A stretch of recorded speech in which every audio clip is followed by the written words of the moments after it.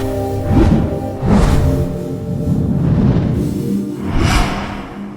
got moves. This is a topic that I really enjoy talking about with all of my friends. I bring it up a lot in CC, and anytime I work on a project with anyone, it's something that I'm just curious to pick brains at. So, with this team that we have here, I'm just curious what everyone thinks about freestyle light shows versus a coordinated choreography like light show. I actually have a funny story about this, and this is Rhapsode and I's attempt to create a coordinated light show on stage around Christmas time for a church. What? Oh god. Yeah. And Oh I my could tell by the look on Rhapsode's face, he totally forgot about this until right now.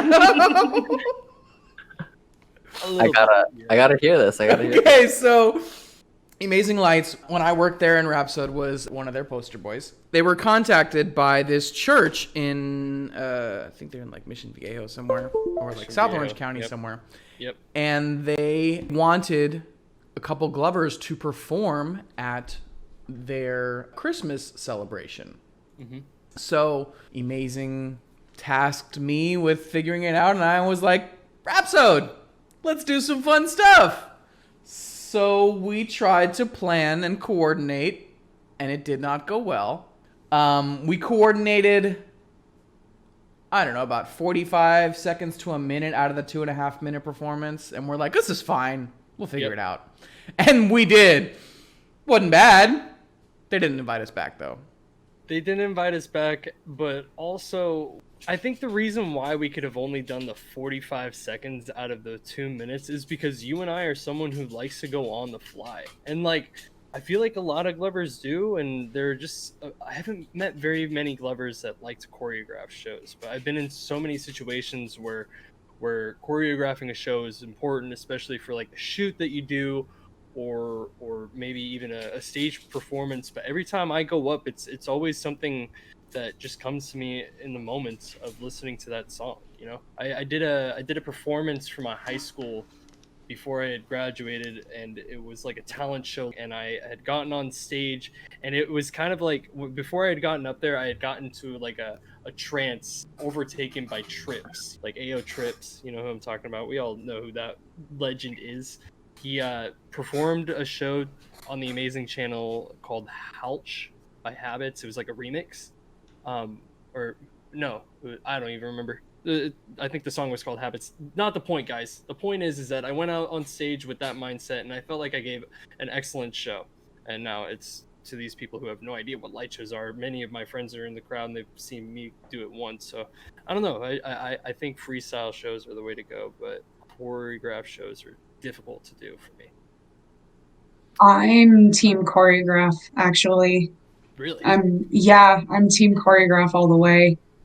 I'm gonna step up on my like little artsy soapbox here for a second and sound all fucking pompous, but like I came into gloving from like more of a theatrical standpoint, from like a musical and theatrical standpoint. Like I wasn't personally that like really into raving itself, like the rave scene. Like not that I had anything against it, it just like wasn't something that I wanted to go see live. I was still like kind of a metalhead kind of kid at the time. And then as I started to see some of the more like theatrical sides of gloving, like I started to kind of mirror it more to like if you were doing a monologue, and even within improving, I still have like certain laws that I like to follow to like restrain myself. But for me, that's more of like a restraining of my confidence, that if I have something like a roadmap to like fall back on, then I don't get as caught up in the moment, you know. But Adam, what team are you on? Are you team freestyle or team choreograph?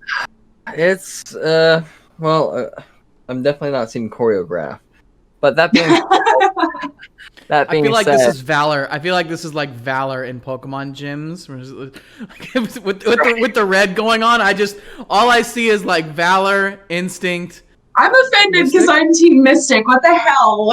Mystic. I'm doing my team dirty now. I was hoping there was disagreement, because if we were all like yes, then that would be a boring round table. 100%. In my mind, there's more than just like pure freestyle and pure choreograph, right? They're Mm. spectrum, right? So there are some glovers, not going to name names, but there are some glovers that will have key moments within a song that they'll think to. Everything else will be kind of on the fly, but when they get to that moment, they will emphasize that moment in the song, kind of like how we see this round with with Osane and the I'm in that camp. That's me. I'm in that camp for sure. right. And then there are others kind of more like myself who like I find this really cool like sequence of moves, and it's like one of my bread and butter moves, and I'll do other things, and then I'll get to a certain point where it's like I'm gonna do this entire thing and then do some other stuff, and then there's this other entire thing. There's a whole different range of it. Just depends on how you go. Right. There's a big spectrum of it. Like Right. if you're going into like live competition, for example, and you're purely relying on choreographing, like you're gonna fall apart. Like you're gonna get hit with music choices that you like did not expect. You can't be that calculated going into it, and even to fall back on what I said with like theater stuff, like the best plots are written off of improv structures. They're written off of the ability to improv and to continue going with it, and like improv comedy, which I did a lot in high school. I loved improv. Yeah, so all right. Yes, and? Law of agreement, right? Yes. The law of agreement. The law of agreement means, so if Adam and I were on stage and it was just he and I, and we were doing like a stand-up skit. If I walked into the scene and I went, "Oh no, Adam, your house is on fire," he cannot block me and say, "No, there is no house." Underwater. What are you talking about? Right. Then there's no plot. The second that I say, "Oh no, Adam, your house is on fire," I have created the house and I've created the fire. Where's the bucket? Where's the bucket? Right, exactly. It creates the need to solve. So you have to be able to improv efficiently in order to be able to choreograph as well. Like without like, oh, I guess I'm going this way. If you stop yourself and go, "No, I want to go in this direction," that mistake is going to be able to be seen. Improving, and when you have improving in my mind is a lot like tabletopping. Yeah, exactly like tabletopping. Really, you're working off of each other, and there's synergy that comes out whenever you have different levels meet. If you have people of equal capability, it's an ebb and flow. But if you have someone who's more comfortable in their ability, they'll more take the lead, and there's that dynamic that builds. It's really cool. Sorry, go ahead. I still feel really strongly though, like for recording videos for a competition, or recording like sitting down in front of a camera, choreography is always going to be stronger. I'll always argue that. I think it comes down to the skills of the person involved. Like if I'm like me personally, if I try to choreograph something, it's gonna be bad. It's gonna be horrible. But if you, Starlight, try to choreograph something, it's gonna be awesome because you have practiced that skill. So I think the main thing that anybody watching this should take into account is that you have to practice both skills. Practice the ability to freestyle and get lost in the moment, but also practice the ability to stay present and out of getting caught up in that moment. So you have to know how to dive into the pool, and also at the same time you also have to know how to just put your feet in and kick it on the edge in the shallow end. Right. I can sit here and think of a certain combo to do, right? I think what Recursion was kind of touching up on earlier, I'm not sure, but if I'm doing one set of concepts and I can find a way to transition, I can do that. But to choreograph beginning, a middle, and end, an actual story, it's just hard for me because what Starlight was saying, most of the shows that I give out are going to be out in live situations, where whether it's a competition or whether it's just a kickback where people are playing music. Like I can't do that. I can't put myself on this spot of where like, all right, I'm gonna give you the show that I've been practicing on working this 3-minute light show to the song I've never heard of before. Like I think that was an argument that my mom, who had coached cheerleading for about 25 years, has tried like having with me when I started doing this. Like you should structure a show. I'm like, well, there's all sorts of stuff that come into it where I'm just unable to do that. But if it comes down to having to record for like an actual competition, online competition specifically, like maybe I can get around to that. But it's just like Teddy said, it's going to be difficult, but it's a art that you have to master if you're on. I think it also is a generational thing. Like Starlight was saying, she is not necessarily someone who came into gloving from the festival side. She came into it from the performance side and from the like you started as just an online supporter, an online enthusiast, so to speak. Yeah, online enthusiast, and I didn't start out like raving getting into gloving. I got into gloving. Exactly. Like initially, actually, before I was even into gloving, I was a shuffler. Mm-hmm. So like there were like different like dance styles that like drew me to EDM, and like seeing how it was like a lot of fun and everything. But like I came at it from like, you're telling a story with your hands, like right. And the reason I bring that up is that I think that the divide between what's between freestyle and choreograph as the main focus or main skill focus, shall we say, or main discipline. Mm-hmm. Freestyling as the main discipline over choreograph comes from are you mainly gloving at festivals, or are you mainly gloving as a part of a performance? Because if you are mainly gloving at festivals, you can't choreograph, because if you do, you're going to look like you got tripped up, because the DJ is going to throw things your way. But it really just comes down to both. Comes down to the ability to choreograph and reading too. It comes down to a lot of reading as well, like being able to read the song and understand it. So well, and like I don't want to knock on improv skills, like with being able to like go with live music and things. I teach improvisational musicality on You Got Moves, so I don't want to knock on that at all by any means, and that's a skill in and of itself. 100%. 100%. And improv. I almost said improvised. Improvised musicality is so crucial, because once you master that in musicality, you actually will end up translating it to other parts of your show. You will have improvised transitions, improvised cleanliness that wouldn't have been there normally. Like it does seep out in the other parts of your show. So I definitely recommend showmanship, especially too. Mm-hmm. Yeah, and showmanship I think is in its own category, is where it like you have to improvise it a little bit, because if you don't, if you don't have some kind of improv, then it feels fake. It feels forced. One of the number one thing I tell my students in like showmanship classes, if you don't believe yourself, your audience is not going to believe you. 100%. You have to believe yourself with what you're doing. You have to find a way to entirely believe in what you're doing. Yep. Even if you're faking it. Faking it is still better than, like, that's kind of that fake it until you make it thing, right? Like, find ways to anchor yourself and be fully present with it. In the finals of IGC 2014 against Mumbles, I was nervous, to say the least. But who wouldn't be, right? Guy won IGC the year before, and he was in the finals again. I'm nervous.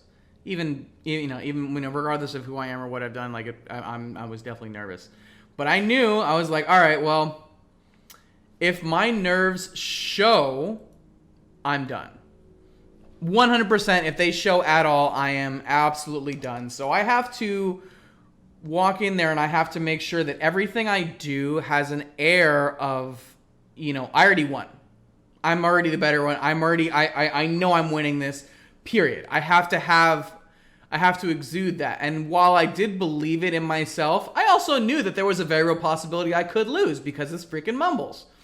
So I had to make sure that while both were present, only one was visible and only one was actually being shown. So that is beyond difficult for a lot of glovers to do, and also it's beyond difficult to step outside yourself enough to go, you know what? I just have to look like I already won and I'll be fine, because that's hard. Mm-hmm. It's hard to say that regardless of who's in front of you. Regardless of who you are, who they are, it's always hard to say that, period. But you have to. You really, really have to. If you don't, then you're competing for fun. Nothing wrong with that, but don't get mad if you lose. Yep. Like I haven't personally won a ton of in-person competitions, but I've thrown many of them. And one thing that I've noticed over time is sometimes it's just kind of the person who shows up that you have your like top contenders and things, like that you expect. And then, just every now and then you just have somebody that they just show up and they're like Machine IGC 2015. Dude, yeah. Oh. I've watched Oh. I've watched that show so many times. Or puppets. So many Puppets times. Individual bracket running of IGC 2016. That's never been done before in that bracket. Where he didn't enter into the Legends bracket where most of the top bracket was. He entered into the everybody else bracket, battled it out for 2 days, scaled up the Legends bracket, and came in second place. A very close second. That's never been done before 100%. In competitive gloving. Puppet, and then we'll look at Puppet's IGs or lights on takes, right? He went on to talk about how there were some 500 takes per round, I want to say. Wait, yeah. That he did? I read that right up. Yeah. He showed up. And it kind of, begs the argument that after so many takes, you kind of have to choreograph certain parts after a certain point. Certain things feel certain good in some areas. Even if you're not doing an exact move for move, kind of thing, that's one way that I like to look at choreography when I'm going into my shows is even in this section, I might not be doing particularly move for move, but I'm within a certain structure. In one of his, when he put on the iNovas and did that pass through and everybody lost their minds over it.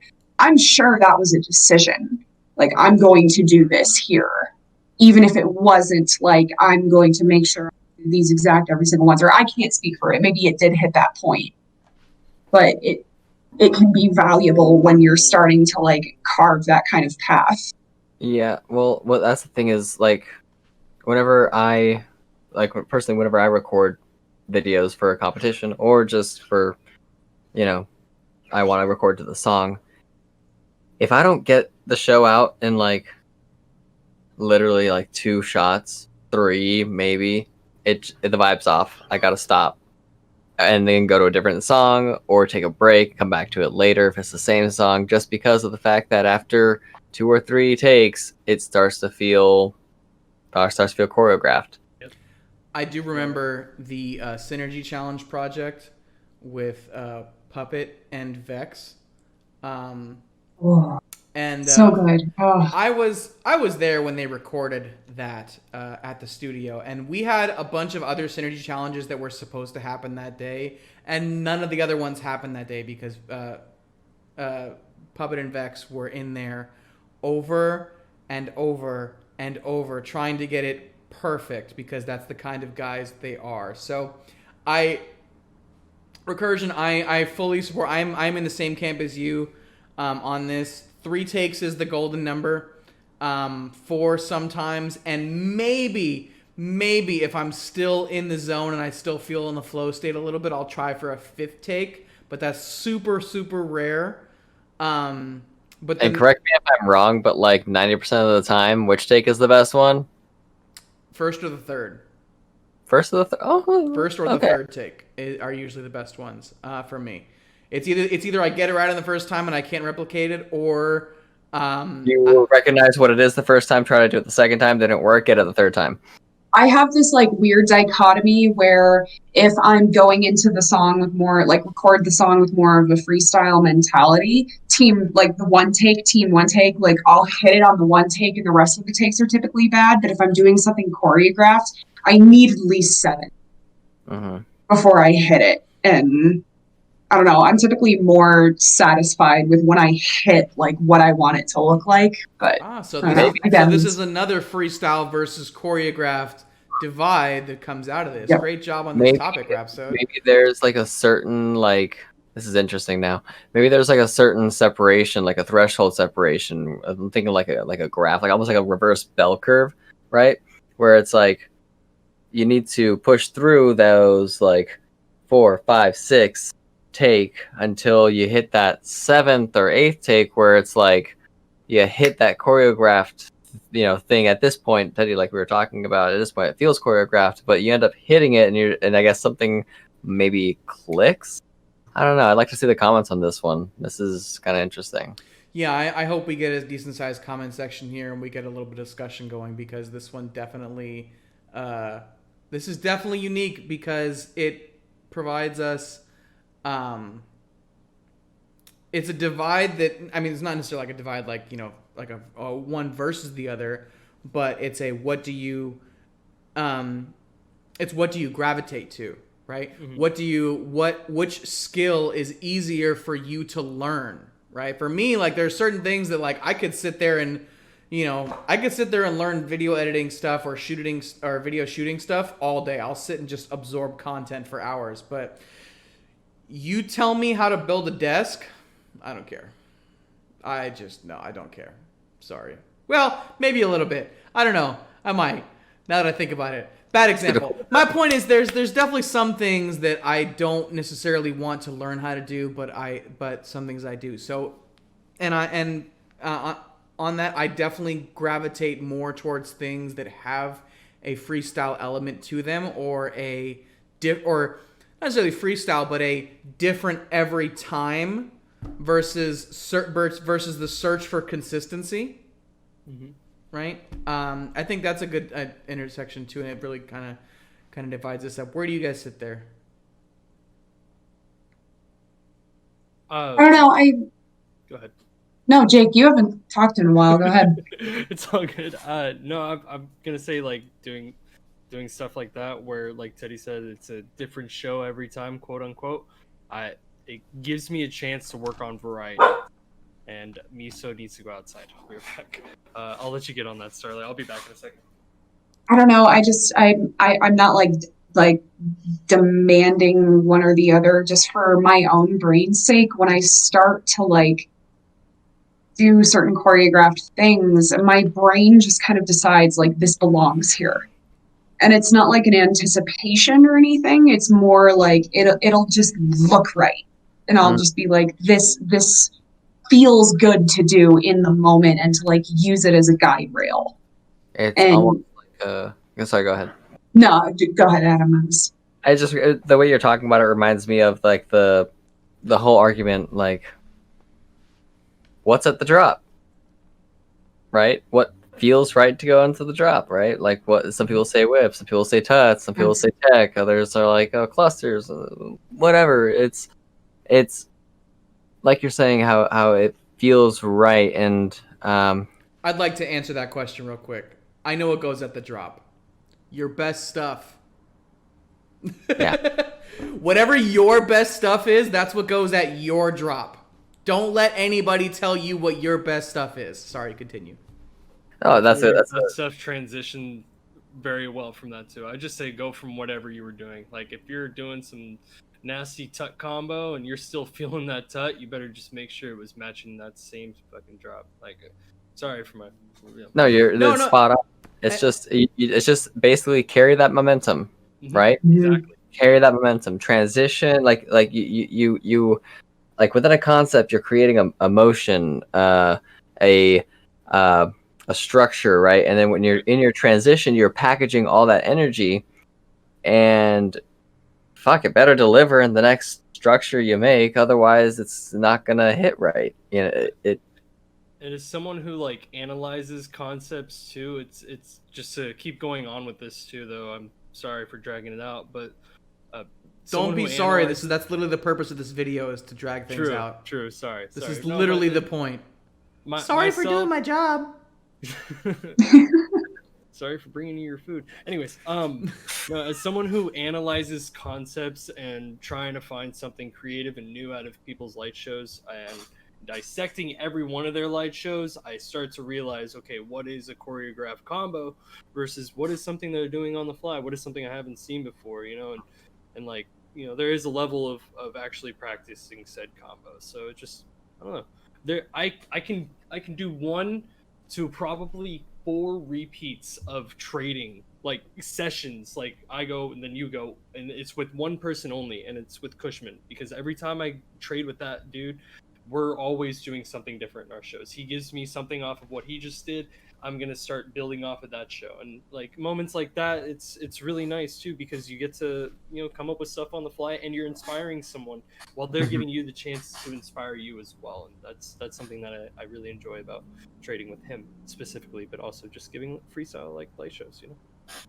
Well, anyway. Well, and like that audience bouncing, I you know, one final thing on that the audience bouncing is really important. Be it like, you know, like somebody that you're wanting to intellectually dive into, and when we were talking about like do your best stuff at the drop, there's kind of like this sort of expectation that you can carry with your audience, where you place things where they feel good, they want to watch you more.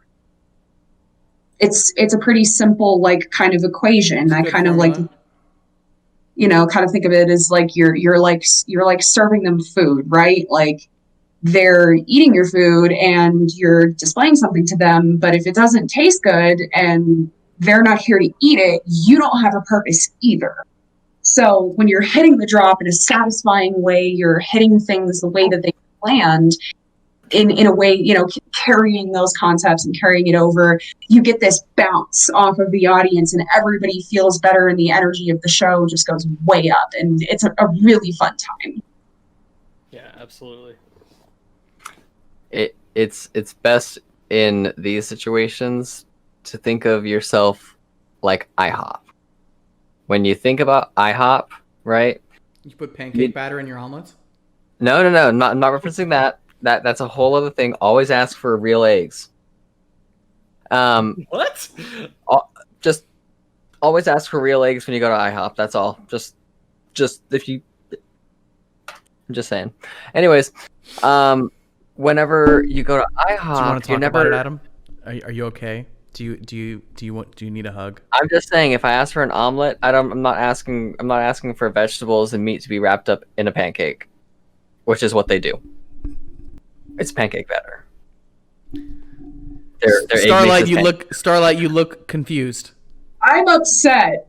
I'm mad too, actually. I'm mad about it. I'm mad about it. For anyone that does not know, IHOP, the secret to why their omelets are so fluffy is they put pancake batter in them, which means that if you're on keto and you go to IHOP, you can't get an omelet, or you must ask for real eggs.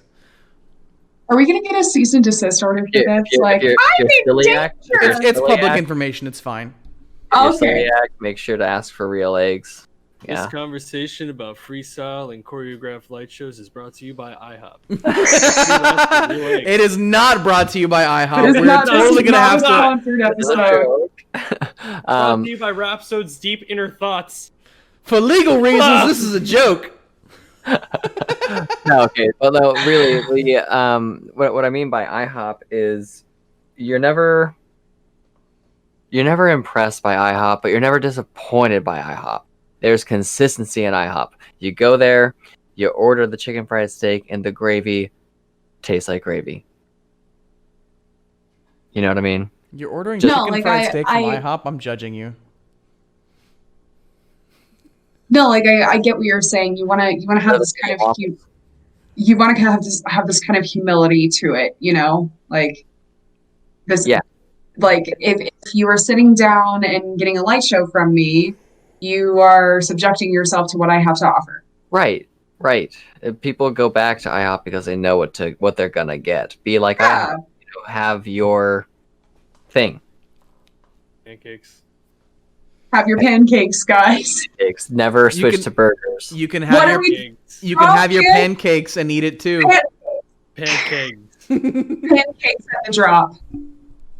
Yeah, basically, yeah, that's the key to take away from this entire round table. Everyone is pancakes at the drop.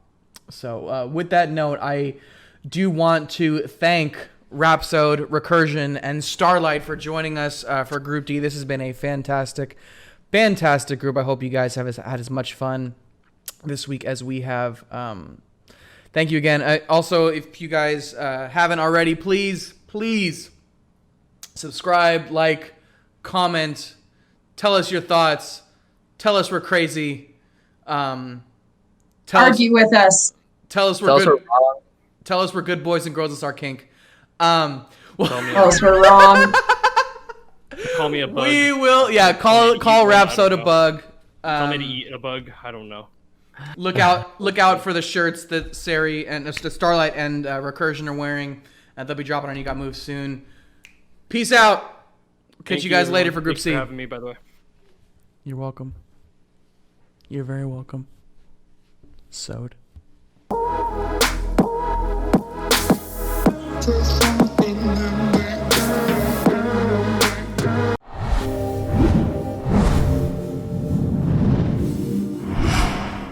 You got moves.